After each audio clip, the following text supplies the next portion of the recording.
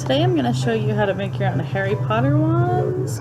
So the first thing I did was take the chopstick and I'm adding a little hot glue on the top so that I can connect the bead. And then from there I'm going to use the hot glue to almost make like a claw-like effect around the bead to just kind of reinforce the bead on there so that it doesn't fall off. You kind of have to be a little bit careful when you do this. If you do too much hot glue, the bead will start to like tip off and kind of roll down the hot glue, which is something that I made a mistake of a couple of times. But now I'm just kind of letting the hot glue work its way down, letting gravity kind of pull it down so that I can manipulate it a little bit more.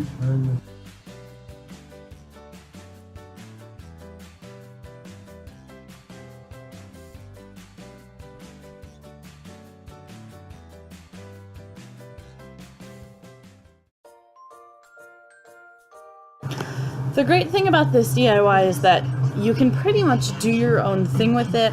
You'll find ways to be able to manipulate the hot glue a little bit better so that you can do different things with it. I know at one point I took the back of a bobby pin where like this part that you would like slide into your hair and hold it in place, and kind of like used it to manipulate the hot glue without using my hands, and was able to make a couple of really cool swirl effects on some of the wands. And I found too that a way that I could do it, where you can kind of see me touching it, and I think a little later on it'll show it, is once the hot glue got cool enough, you didn't want it to be too cool or you can't manipulate the hot glue, but you don't want it to be too hot or you can burn yourself. You're able to like run it into your hands and like roll it in your hands and do different things with it to try to get it a little bit more smoother. A couple of times that I did this, I didn't, like right here, I didn't wait long enough. So you can see I get like chunks of hot glue that I'm just like pushing off. But I was able to manipulate that hot glue with my hand so that I could get a bit of a smoother base, except for right there, because you know, why not? But that's why I was saying you can figure out different ways to manipulate it. I found that the bobby pin method worked the best. I just wish I kind of had recorded it, but I didn't have time. I had to make 200 wands for my wedding because it's just, there was a ton of stuff I had to do.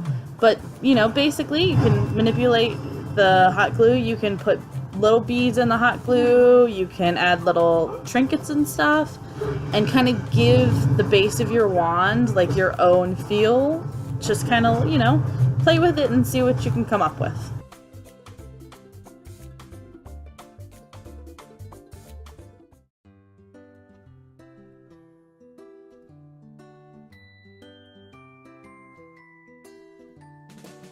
So once you have all the wands done that you want to get done, you're going to go into painting them.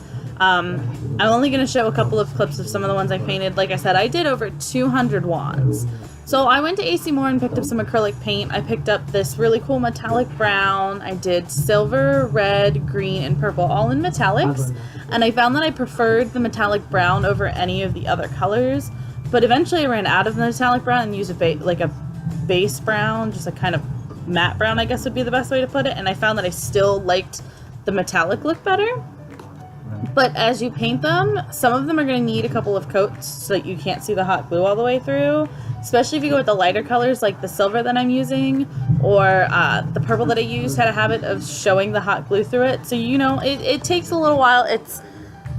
I feel like the painting was the most time-consuming part of this project because you can only paint half of the wand at a time to prop it up so that you didn't do anything to the paint, and then you had to do like 4 or 5 coats sometimes, at least on the hot glue piece, to make sure that you didn't see the hot glue through the base of the wand.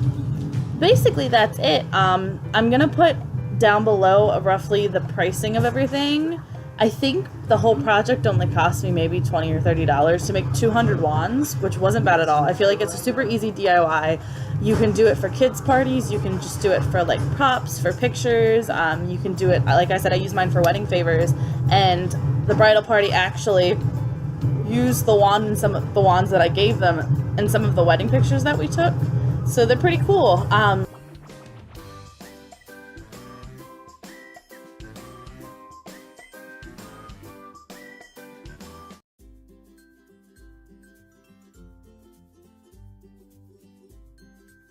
And here are some of the final wands. Like I said, I did over 200 of them. They came out pretty good. There were some duds in the batch, but overall, I think they came out great. It's a great DIY, super easy. You can do it for parties. I use them for wedding favors, like I stated earlier. If you want to see more details about my Harry Potter wedding, I will be making more videos and uploading them soon. So please feel free to subscribe, like, comment, and I will see you guys in my next video.